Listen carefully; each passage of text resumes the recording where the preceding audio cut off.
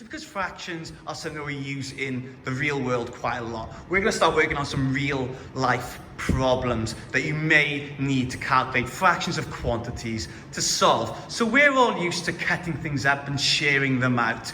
So calculating fractions of quantities helps us to make sure that we're being fair, that everyone gets exactly the same amount. But it can also help us solve other problems. For example, Whitney eats 3/8 of a 240 gram bar of chocolate, but she's watching her weight. She wants to know exactly how much she's eaten. So she wants to know how many grams of chocolate that is.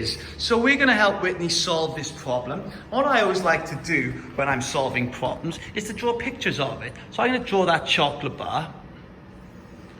And it told me that its weight is 240 grams. So all of this is worth 240 grams. Now Whitney eats 3/8.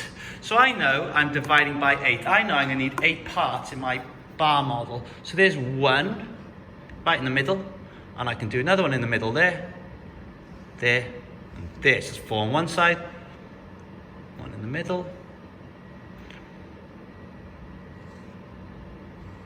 Okay, so now it should be completely equal, but let's just say they are. We've got 8 parts of this chocolate bar. So I decide how much goes in each part. So remember, division helps us to calculate fractions of quantities. We know the denominator is 8, so we're going to be dividing by 8. Now 240 divided by 8 is quite a tricky thing to imagine, but imagine this.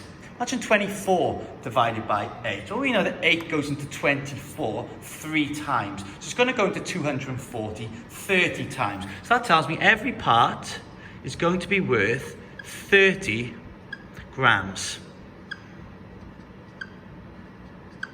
Now, if I added all of these together, it would make 240. So I know every part is worth 30. So 1/8 of 240 is 30. But here it asks me for 3/8. So I've got 30, 60, and 90. So these 3/8 here are worth 90 grams. So Whitney has eaten 90 grams of chocolate so far.